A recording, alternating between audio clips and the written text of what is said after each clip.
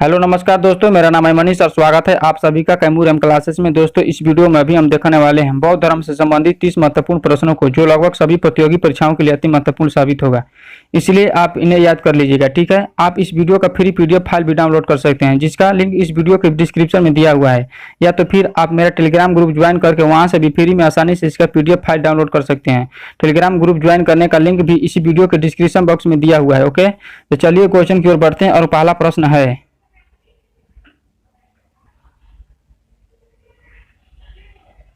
बौद्ध धर्म के संस्थापक कौन थे। तो दोस्तों इस प्रश्न का आंसर बताइए कि बौद्ध धर्म के संस्थापक कौन थे। Option A Mahavir Swami, option B Gautam Buddha, option C Rishabh Dev, option D इनमें से कोई नहीं। तो दोस्तों बौद्ध धर्म का संस्थापक गौतम बुद्ध को माना जाता है। इन एशिया का ज्योतिपुंज कहा जाता है, ठीक। गौतम बुद्ध का जन्म 563 ईसा पूर्व के बीच शाक्य गणराज्य के तत्कालीन राजधानी कपिलवस्तु के निकट लुम्बिनी नेपाल में हुआ था। कहाँ हुआ था? तो 563 ईसा पूर्व में लुम्बिनी नेपाल में हुआ था। तो दोस्तों आइए जानते हैं गौतम बुद्ध के बारे में। इनके पिता का नाम सुशोधन, जो शाक्यों के राजा कपिलवस्तु के शासक थे, ठीक। तो दोस्तों कई बार एग्जाम में प्रश्न पूछा जाता है कि गौतम बुद्ध किस वंश से संबंधित थे, तो शाक्य वंश से संबंधित है, ठीक। इनके माता का नाम माया देवी, जो इनके जन्म से 7 दिन बाद मृत्यु हो जाती है। इनका लालन पालन किसने किया था? तो इनकी सौतेली माँ प्रजापति गौतमी ने की थी, जिनकी मौसी लगती भी है। इनके बचपन का नाम क्या है? सिद्धार्थ है। गौतम बुद्ध के बचपन का नाम सिद्धार्थ। गौतम बुद्ध का विवाह 16 वर्ष की अवस्था में यशोधरा, जो यशोधरा कोलीय गणराज्य की राजकुमारी थी, के साथ विवाह हो गया, जिससे उनको पुत्र प्राप्त हुआ, जो उस पुत्र का नाम राहुल पड़ा। तो दोस्तों गौतम बुद्ध के पुत्र क्या नाम था? राहुल। गौतम बुद्ध के गृह त्याग की घटना क्या कहलाता है? महाविश्वकर्मा कहलाता है। उनके घोड़े का क्या नाम था? गौतम के बुद्ध के घोड़े का नाम कंथक था, जो गौतम बुद्ध ने कंथक नामक घोड़े पर सवार होकर आधी रात को कपिलवस्तु से निकल गए थे, ठीक। तो घोड़े का नाम था कंथक और उनके साथी का क्या नाम था? चन्ना। तो गौतम बुद्ध के प्रथम गुरु कौन थे? तो आलार कलाम थे, जिनसे उन्होंने संन्यास काल में शिक्षा प्राप्त किया था। किसने? गौतम बुद्ध ने। गौतम बुद्ध के ज्ञान की प्राप्ति कब हुआ था? तो 35 वर्ष की आयु में बैसाखी पूर्णिमा के दिन हुआ था, ठीक। गौतम बुद्ध के ज्ञान की प्राप्ति कहाँ हुई थी? तो बोध गया बिहार में नर्मदा नदी के तट पर पीपल वृक्ष के नीचे ज्ञान की प्राप्ति हुई थी। गौतम बुद्ध ने प्रथम उपदेश कहाँ दिया था? तो सारनाथ में दिया था, जिसे बौद्ध ग्रंथों में धर्म चक्र प्रवर्तन कहा जाता है। गौतम बुद्ध की मृत्यु, गौतम बुद्ध के जीवन का अंत कब हुआ था? गौतम बुद्ध की मृत्यु 483 ईसा पूर्व या 80 वर्ष की वैशाख पूर्णिमा के दिन। तो दोस्तों यहाँ पर याद रखिएगा कि जब गौतम बुद्ध का जन्म, गौतम बुद्ध के ज्ञान की प्राप्ति और गौतम बुद्ध की मृत्यु वैशाख पूर्णिमा के दिन प्राप्त हुआ था। कहाँ हुआ था? तो कुशीनगर उत्तर प्रदेश में इनकी मृत्यु हो जाती है, जिसे इनके मृत्यु की घटना को महापरिनिर्वाण के नाम से जाना जाता है। तो दोस्तों गौतम बुद्ध बौद्ध धर्म के संस्थापक कहलाए, ठीक। तो बौद्ध धर्म के संस्थापक कौन थे? तो इस प्रश्न का आंसर जाएगा ऑप्शन बी को, ऑप्शन बी। अगला प्रश्न देखते हैं, त्रिपिटक धर्म ग्रंथ है। तो दोस्तों इस प्रश्न के आंसर बताइए कि त्रिपिटक धर्म ग्रंथ है। ऑप्शन ए जैनों का, ऑप्शन बी बौद्धों का, ऑप्शन सी सिखों का, ऑप्शन डी हिंदुओं का। तो दोस्तों त्रिपिटक बौद्ध धर्म का प्रमुख ग्रंथ है, जिसे सभी बौद्ध संप्रदाय मानते हैं। यह बौद्ध धर्म के प्राचीनतम ग्रंथ है, जिनमें भगवान गौतम बुद्ध के उपदेश भी संग्रहित है। यह ग्रंथ पाली भाषा में लिखा गया है। तो दोस्तों इस प्रश्न का आंसर जाएगा ऑप्शन बी को, कि तो त्रिपिटक धर्म ग्रंथ है तो बौद्धों का ग्रंथ है, ठीक। अगला प्रश्न देखते हैं, बुद्ध ने किस स्थान पर महापरिनिर्वाण यानी मृत्यु प्राप्त किया था। तो दोस्तों इस प्रश्न का आंसर बताइए कि गौतम बुद्ध ने किस स्थान पर महापरिनिर्वाण यानी मृत्यु प्राप्त किया था। तो ऑप्शन है कुशीनगर में, ऑप्शन बी कपिलवस्तु में, ऑप्शन सी पावापुरी में, ऑप्शन डी कुंभग्राम में। तो दोस्तों धार्मिक व ऐतिहासिक परिचय कुशीनगर का इतिहास अत्यंत ही प्राचीन व गौरवशाली है। इसी स्थान पर महात्मा बुद्ध ने महापरिनिर्वाण यानी मृत्यु प्राप्त किया था। कहाँ तक? कुशीनगर में। तो इस प्रश्न का आंसर जाएगा ऑप्शन ए को। तो गौतम बुद्ध को कहाँ मृत्यु प्राप्त हुआ था? कुशीनगर में हुआ था, ठीक। अगला प्रश्न देखते हैं, किस शासक ने बौद्धों के लिए विक्रमशिला विश्वविद्यालय की स्थापना की थी। तो दोस्तों इस प्रश्न के आंसर बताइए कि किस शासक ने बौद्धों के लिए विक्रमशिला विश्वविद्यालय की स्थापना किया था। तो इस option A Mahipal, option B Devpal, option C Gopal, option D Dharmapal. तो दोस्तों वर्तमान समय में बिहार के भागलपुर जिले का अंतिचक गांव वही है जहां विक्रमशिला विश्वविद्यालय थी, ठीक। इसकी स्थापना 8वीं शताब्दी में की गई थी। कब? 8वीं शताब्दी में राजा धर्मपाल ने की थी। राजा धर्मपाल ने की थी। प्रसिद्ध पंडित अतिश दीपंकर यही शिक्षण करते। कहाँ थे? तो विक्रमशिला विश्वविद्यालय में शिक्षण करते थे। तो दोस्तों इस प्रश्न का आंसर जाएगा ऑप्शन डी पर, धर्मपाल ने। तो किसने किया था? धर्मपाल ने किया था, ऑप्शन डी। अगला प्रश्न देखते हैं, बौद्ध ग्रंथ पिटकों की रचना किस भाषा में की गई थी। तो दोस्तों इस प्रश्न के आंसर बताइए कि बौद्ध ग्रंथ बौद्ध ग्रंथ पिटकों की रचना किस भाषा में की गई थी? Option A Sanskrit, option B Ardhamagadhi, option C Pali, option D Prakriti. तो दोस्तों मुख्य लेख त्रिपिटक मूल पाली भाषा के 3 भागों में विभाजित है, जिन्हें पिटक कहा जाता है। विनय पिटक, शुद्ध पिटक और अधिधम्म पिटक। इनमें से प्रत्येक पिटक के भीतर अपने अपने विषय में संबंध रखने वाले अनेक छोटी बड़ी रचनाओं का समावेश है। तो दोस्तों इस प्रश्न का आंसर जाएगा ऑप्शन सी को, पाली भाषा में। तो बौद्ध ग्रंथ किस भाषा में लिखा, बौद्ध ग्रंथ पिटकों की रचना किस भाषा में लिखा गया था? तो ऑप्शन सी पाली भाषा में लिखा गया था। तो दोस्तों इस प्रश्न का आंसर हो जाएगा ऑप्शन सी। अगला प्रश्न देखते हैं, किस शासक के शासनकाल में नेपाल में बौद्ध धर्म का आगमन हुआ था? तो दोस्तों इस प्रश्न का आंसर बताइए कि किस शासक के शासनकाल में नेपाल में बौद्ध धर्म का आगमन हुआ था? Option A Samudragupta, option B Ashoka, option C Chandragupta, option D Harshavardhan. तो दोस्तों इस प्रश्न का तो दोस्तों सम्राट अशोक के शासनकाल में नेपाल में बौद्ध धर्म का आगमन हुआ था। अशोक मौर्य वंश से संबंधित था, जो बिंदुसार का पुत्र था। तो दोस्तों इस प्रश्न का आंसर जाएगा ऑप्शन बी को। तो किस शासक के शासनकाल में नेपाल में बौद्ध धर्म का आगमन हुआ था? तो अशोक के शासनकाल में। अगला प्रश्न देखते हैं, सांची क्यों विख्यात है? तो दोस्तों इस प्रश्न का आंसर बताइए कि सांची क्यों विख्यात है? ऑप्शन ए चट्टान काटकर बनाए गए मंदिर, ऑप्शन बी सबसे बड़ा बौद्ध स्तूप, ऑप्शन सी गुहा चित्रकारी, ऑप्शन डी अशोक के शिलालेख। तो दोस्तों अपने स्तूपों के लिए प्रसिद्ध सांची में कई बौद्ध स्मारक मौजूद है। ईसा पूर्व से 3री सदी से 12वीं सदी के दौरान बने स्तूपों, मठों, मंदिरों और स्तंभों के लिए जाना जाता है।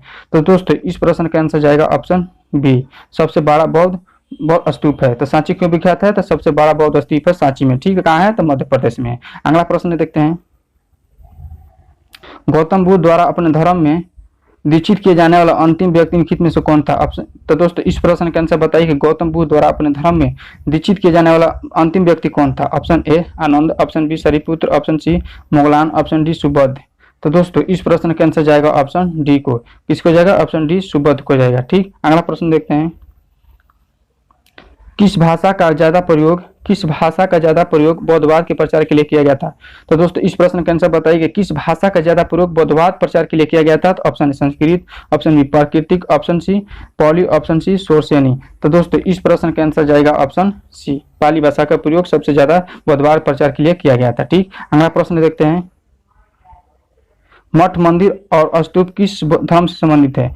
तो दोस्तों इस प्रश्न का आंसर बताइए कि मठ, मंदिर और स्तूप किस धर्म से संबंधित है? ऑप्शन ए बौद्ध धर्म से, ऑप्शन बी जैन धर्म से, ऑप्शन सी हिंदू धर्म से, ऑप्शन डी ईसाई धर्म से। तो विश्व में बौद्ध धर्म के बहुत से तीर्थ स्थल हैं। इनमें से कुछ प्रमुख इस प्रकार हैं, जैसे बिहार, पगोड़ा, स्तूप, चैत्य, गुफा आदि। तो दोस्तों इस प्रश्न का आंसर जाएगा ऑप्शन ए बौद्ध धर्म। तो मठ, मंदिर और स्तूप किस धर्म से संबंधित है? तो बौद्ध धर्म से संबंधित है। अगला प्रश्न देखते हैं, बौद्ध धर्म एवं जैन धर्म दोनों के उपदेश किसके शासन काल में दिए गए थे? तो दोस्तों इस प्रश्न के आंसर बताइए कि बौद्ध धर्म एवं जैन धर्म दोनों के उपदेश किसके शासन काल में दिया गया था? Option A Bimbisara, option B Ashoka, option C Bindusara, option D Akbar. तो दोस्तों इस प्रश्न के आंसर जाएगा ऑप्शन ए बिंबिसार के समय में दिया गया था। बौद्ध धर्म एवं जैन धर्म दोनों का उपदेश बिंबिसार के समय दिया गया था। अगला प्रश्न देखते हैं, गौतम बुद्ध ने अपना प्रथम उपदेश कहाँ दिया था? तो दोस्तों इस प्रश्न का आंसर बताइए कि गौतम बुद्ध ने अपना प्रथम उपदेश कहाँ दिया था?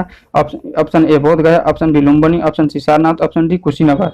सारनाथ में ही भगवान बुद्ध ने अपना पहला उपदेश दिया था। कहाँ दिया था? तो सारनाथ में दिया था। वैसे तो भारत में कई स्थान ऐसे हैं जो बौद्ध धर्म के तीर्थ स्थल बन चुके हैं। ठीक, अब पर एक ऐसा भी स्थान है जहां बौद्ध धर्म में प्रमुख तीर्थ स्थल के रूप में प्रतिष्ठित है, वह है सारनाथ। तो दोस्तों इस प्रश्न का आंसर जाएगा ऑप्शन सी को। तब गौतम बुद्ध ने अपना प्रथम उपदेश कहाँ दिया था? तो सारनाथ में दिया था। अगला प्रश्न देखते हैं, बोध गया कहाँ स्थित है? तो दोस्तों इस प्रश्न का आंसर बताइए कि बोध गया कहाँ स्थित है। ऑप्शन ए पश्चिम बंगाल में, ऑप्शन बी उड़ीसा में, ऑप्शन सी बिहार में, ऑप्शन डी असम में। तो दोस्तों बोध गया बिहार राज्य के गया जिले में एक स्थित नगर है। ठीक, जिसका गहरा ऐतिहासिक और धार्मिक महत्व है। यह महात्मा बुद्ध ने बोधि वृक्ष के नीचे ज्ञान प्राप्त किया था। कहाँ? तो बोध गया में। बोध गया राष्ट्रीय राजमार्ग 83 पर स्थित है। तो इस प्रश्न का आंसर जाएगा ऑप्शन बी बिहार में। तो बोध गया कहाँ स्थित है? बिहार में स्थित है। अगला प्रश्न देखते हैं, जातक किसका ग्रंथ है? जातक किसका ग्रंथ है? दोस्तों इस प्रश्न का आंसर बताइए कि जातक किसका ग्रंथ है। ऑप्शन है वैष्णव का, ऑप्शन बी जैनों का, ऑप्शन सी बौद्धों का, ऑप्शन डी शैवों का। तो जातक या जातक पाली या जातक कथाएं बौद्ध ग्रंथ त्रिपिटक या शुद्धपिटक या अंतर्गत में खुद निकाय का 10वां भाग है। इनके कथाओं में भगवान बुद्ध के पूर्व जन्मों का कथाएं हैं। तो दोस्तों इस प्रश्न का आंसर जाएगा ऑप्शन बौद्धों का। तो किसका है? तो बौद्धों का है। तो जातक किसका ग्रंथ है? तो बौद्धों का ग्रंथ है। अगला प्रश्न देखते हैं, सिद्धार्थ सिद्धार्थ को यानी गौतम बुद्ध को ज्ञान की प्राप्ति कहाँ हुई थी? तो दोस्तों इस प्रश्न के आंसर बताइए कि गौतम बुद्ध को ज्ञान की प्राप्ति कहाँ हुआ था? तो ऑप्शन वाराणसी में, ऑप्शन बी सारनाथ में, ऑप्शन सी कुशीनगर में, ऑप्शन डी गया में। तो दोस्तों इस प्रश्न का आंसर जाएगा ऑप्शन ए, कहाँ हुआ था? तो गया में हुआ था। गौतम बुद्ध को ज्ञान की प्राप्ति कहाँ हुआ था? गया में हुआ था, बोध गया में। ठीक, अगला प्रश्न देखते हैं। सारनाथ में बुद्ध का प्रथम प्रवचन क्या कहलाता है? तो दोस्तों इस प्रश्न के आंसर बताइए कि सारनाथ में बुद्ध का प्रथम प्रवचन क्या कहलाता है? ऑप्शन ए महाविनिष्कर्मण, ऑप्शन बी महापरिनिर्वाण, ऑप्शन बी महामस्तिष्क, ऑप्शन डी धर्म चक्र प्रवर्तन। तो दोस्तों सारनाथ काशी अथवा वाराणसी से 10 किलोमीटर पूर्व दिशा में स्थित एक प्रमुख तीर्थ स्थल है। ज्ञान प्राप्ति के पश्चात भगवान बुद्ध ने अपना प्रथम उद्देश्य यही दिया था। कहाँ? सारनाथ में दिया था, जिसे धर्म चक्र प्रवर्तन नाम दिया जाता है, और बौद्ध मत के प्रचार प्रसार का आरंभ यहीं से शुरुआत हुआ था। तो दोस्तों सारनाथ में बुद्ध का प्रथम प्रवचन क्या कहलाता है? धर्म चक्र प्रवर्तन कहलाता है। इस प्रश्न का आंसर जाएगा ऑप्शन डी को। अगला प्रश्न देखते हैं। बौद्ध धर्म के लिए बौद्ध धर्म में समाज के निम्न वर्गों पर महत्वपूर्ण डाला है। तो दोस्तों इस प्रश्न के आंसर बताइए कि बौद्ध धर्म में समाज के निम्न वर्गों पर महत्वपूर्ण डाला किसने? ऑप्शन ए व्यापार और पुजारी, ऑप्शन बी साहूकार और गुलाम, ऑप्शन सी योद्धा और व्यवसाय, ऑप्शन डी महिला और शूद्र।